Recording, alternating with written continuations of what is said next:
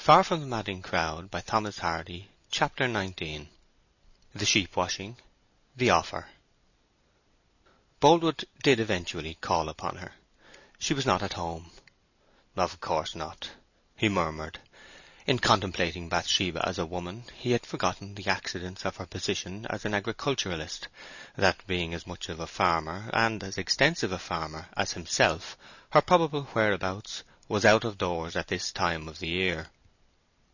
This and the other oversights Boldwood was guilty of were natural to the mood, and still more natural to the circumstances. The great aids to idealization in love were present here: occasional observation of her from a distance, and the absence of social intercourse with her, visual familiarity, oral strangeness. The smaller human elements were kept out of sight.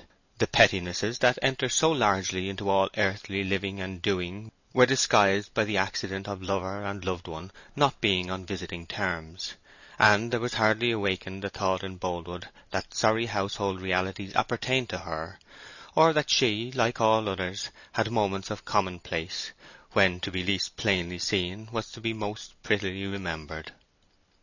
Thus a mild sort of apotheosis took place in his fancy, whilst she still lived and breathed within his own horizon, a troubled creature like himself.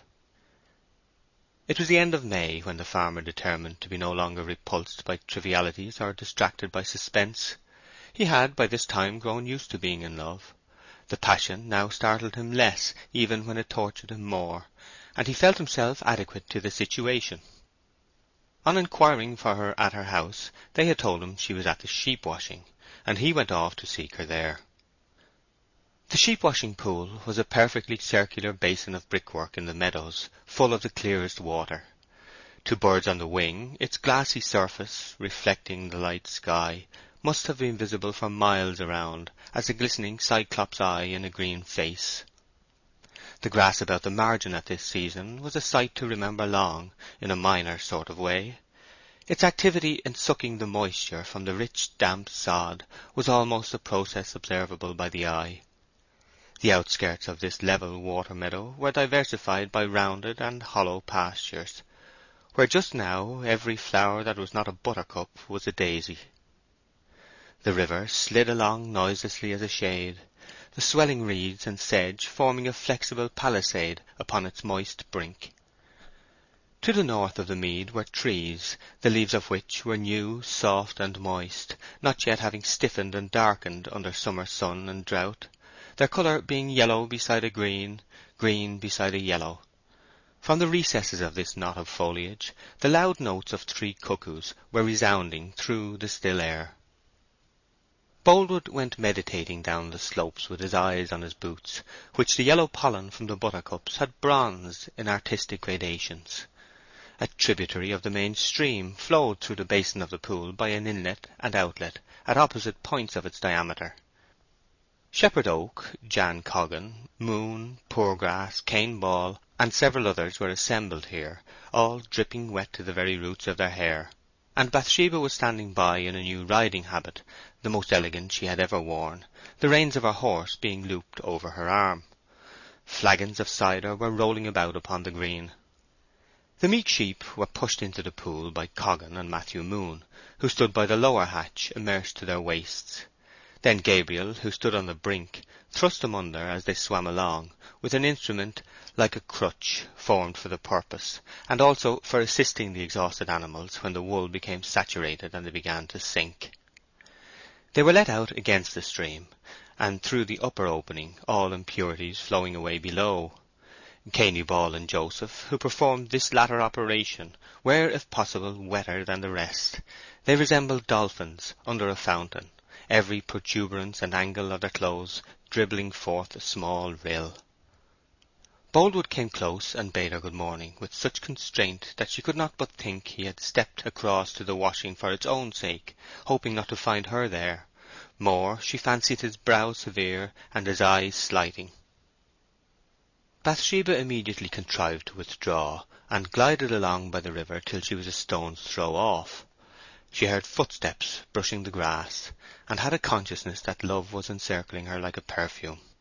Instead of turning or waiting, Bathsheba went further among the high sedges. But Boldwood seemed determined, and pressed on till they were completely past the bend of the river.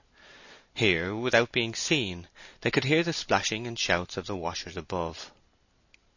"Miss Everdene," said the farmer. She trembled, turned, and said, "Good morning." His tone was so utterly removed from all she had expected as a beginning.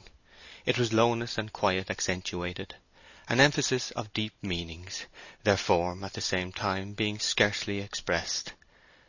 Silence has sometimes a remarkable power of showing itself as the disembodied soul of feeling wandering without its carcass, and it is then more impressive than speech. In the same way, to say a little is often to tell more than to say a great deal. Boldwood told everything in that word. As the consciousness expands on learning that what was fancied to be the rumble of wheels is the reverberation of thunder, so did Bathsheba's at her intuitive conviction. "I feel almost too much to think," he said with a solemn simplicity. "I have come to speak to you without preface. My life is not my own since I have beheld you clearly, Miss Everdene. I come to make you an offer of marriage." Bathsheba tried to preserve an absolutely neutral countenance, and all the motion she made was that of closing lips which had previously been a little parted. "I am now 41 years old," he went on. "I may have been called a confirmed bachelor, and I was a confirmed bachelor. I had never any views of myself as a husband in my earlier days, nor have I made any calculation on the subject since I have been older. But we all change, and my change in this matter came with seeing you. I have felt lately more and more that my present way of living is bad in every respect. Beyond all things, I want you as my wife." "I feel, Mr. Boldwood, that though I respect you much, I do not feel what would justify me in accepting your offer," she stammered. This giving back of dignity for dignity seemed to open the sluices of feeling that Boldwood had as yet kept closed. "My life is a burden without you," he exclaimed in a low voice. I want you to let me say I love you again and again." Bathsheba answered nothing, and the horse upon her arm seemed so impressed that instead of cropping the herbage she looked up. "I think and hope you care enough for me to listen to what I have to tell."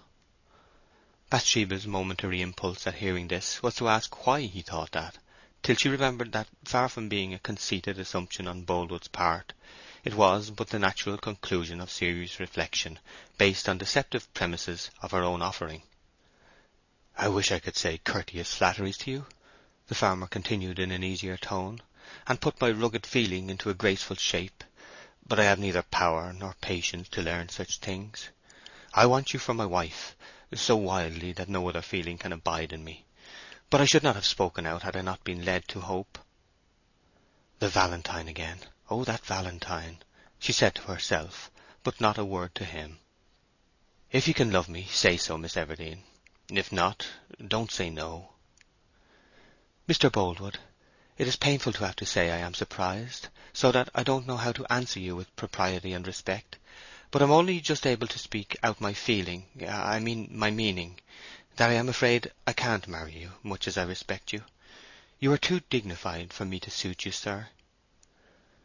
"But, Miss Everdene—" I didn't. I know I ought never have dreamt of sending that valentine. Forgive me, sir. It was a wanton thing which no woman with any self-respect would have done. If you will only pardon my thoughtlessness, I promise never to— No, no, no! Don't say thoughtlessness. Make me think it was something more, that it was a sort of prophetic instinct, the beginning of a feeling that you would like me.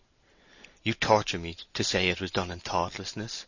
I never thought of it in that light, and I can't endure it. Ah, I wish I knew how to win you, but that I can't do. I can only ask if I have already got you. If I have not, and it is not true that you have come unwittingly to me as I have to you, I can say no more. I have not fallen in love with you, Mr. Boldwood. Certainly I must say that." She allowed a very small smile to creep for the first time over her serious face in saying this, and the white row of upper teeth and keenly cut lips already noticed suggested an idea of heartlessness, which was immediately contradicted by the pleasant eyes. But will you just think, in kindness and condescension, think, if you cannot bear with me as a husband? I fear I am too old for you, but believe me, I will take more care of you than would many a man of your own age. I will protect and cherish you with all my strength. I will indeed. You shall have no cares, be worried by no household affairs, and live quite at ease, Miss Everdene. The dairy superintendent shall be done by a man. I can afford it well. You shall never have so much as to look out of doors at haymaking time, or to think of weather in the harvest. I'd rather cling to the chaise, because it is the same my poor father and mother drove, but if you don't like it, I will sell it, and you shall have a pony carriage of your own. I cannot say how far above every other idea and object on earth you seem to me. Nobody knows, God only knows, how much you are to me." Bathsheba's heart was young, and it swelled with sympathy for the deep-natured man who spoke so simply. "Don't say it, don't! I cannot bear you to feel so much, and me to feel nothing. And I am afraid they will notice us, Mr. Boldwood. Will you let the matter rest now? I cannot think collectedly. I did not know you were going to say this to me. Oh, I am wicked to have made you suffer so."